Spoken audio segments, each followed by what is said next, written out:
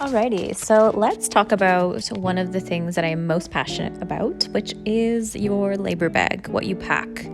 What you bring to the birth can really impact how it turns out. Sometimes you use everything that you bring, and sometimes you don't use it at all. But being prepared and having a sense of being prepared and having those comfort measures goes a long way. So that's why I'm super passionate about it.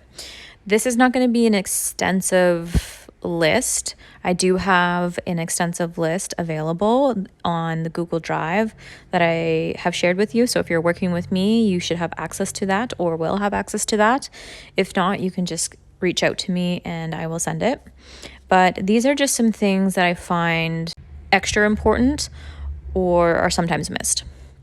So I would say off the bat, when you pack your bags, you want to pack your labor bag and your postpartum bag separately. Because when you check into the hospital, you don't want to bring an entire bag with all this stuff. One, because the rooms are small, the labor rooms, and two, because you don't want to have two bags and perhaps maybe it gets misplaced or what have you. So having them separate, you're going to check into the hospital and bring just your labor bag, keep the car seat and the postpartum bag separate in the car and go get them when you're ready. And sometimes too, with first-time moms, you may check in and you may leave. So you're lugging all this stuff around. So not necessary to bring it all in one bag. So let's start with the labor bag. I would say for comfort measures, a heating pad is key. Heat goes so far in labor. They do have warm towels at the hospital, but they don't have like a nice heated, I like a heated pad. You can use like plastic bags where they have this like jelly in there.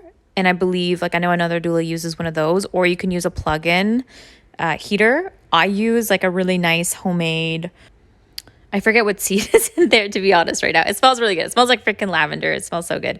Flaxseed, that's what it is. Yes, I have a flaxseed heated little homemade thing that my husband's mom made for me. And I just wrap it in a pillowcase, a fresh pillowcase for each birth. And I put it in the microwave and I bring it out. And every time I put it on like mama's shoulder or her low back, instant melt. Feels so good. So can't rave enough about heating pads. A frozen water bottle. Some mamas rave about having that. I do have a little bag where you can put ice in it. So having like a nice cool, water bottle and or ice pack is really helpful. I find temperature can go up and down in birth. Sometimes mamas get really cold or sometimes they're overheated. It just depends on where you're at in labor, but it's nice to have both forms of hydrotherapy.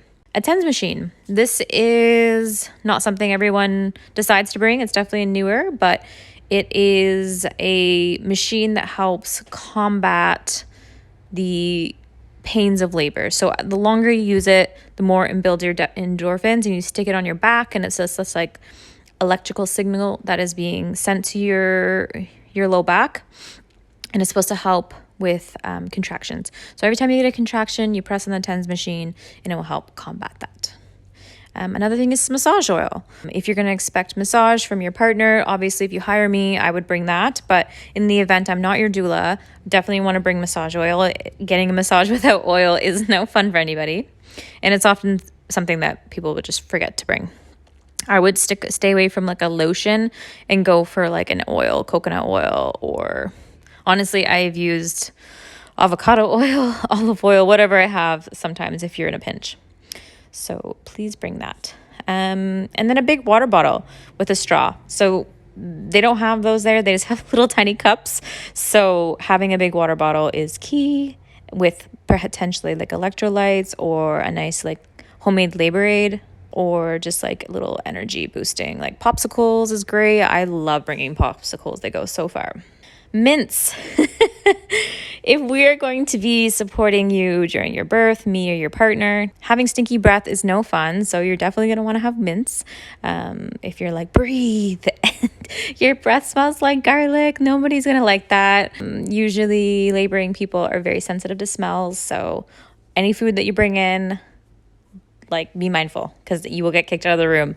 My first birth that I went to, I brought this beautiful pasta and It smelled like garlic, and I got kicked out of the room pretty quickly. Thank God I had a mint because I would have smelled like garlic for the rest of the day. I speaker music and a playlist. It's, I find people are like, oh, we'll just play it from our phone, the music. But having an ambiance, having a mood will really set the tone. I find, our emotions can be attached to music. So if you have something really calming or maybe something a bit more lighthearted, and to have the music kind of drown out some of the other noises is so helpful. Your birth plan, your health card, any of those documents, sometimes we forget to bring. So super important to have those. And then lastly, I have lip chap. I brought a lip chap to every birth, and my clients have used it every single time. Your lips get chapped, unfortunately, during birth. If you can remember to bring that, you will thank me. And then I would say like a face cream, like your comfort measures that you have at home. Like if you have a skincare regime, like bring that, because you're going to want to have some of those nice homey sensations at the hospital. And then lastly, I have Visine if your eyes get bloodshot, Tums if you kind of get any heartburn, or Tylenol for the birth partner. Like you don't have to worry about that. If you're giving birth for the mums or birthing people, you don't need to worry about those three, but it's more so for the partners. You want to make sure that you're good to go to birth and you're feeling prepared and you're not like having a headache because you've been up all night or have heartburn and what have you. So those are all, this is not the extensive list like I said, but these are for sure things that I would pack in the labor bag. I'm going to do a separate audio recording for the postpartum bag.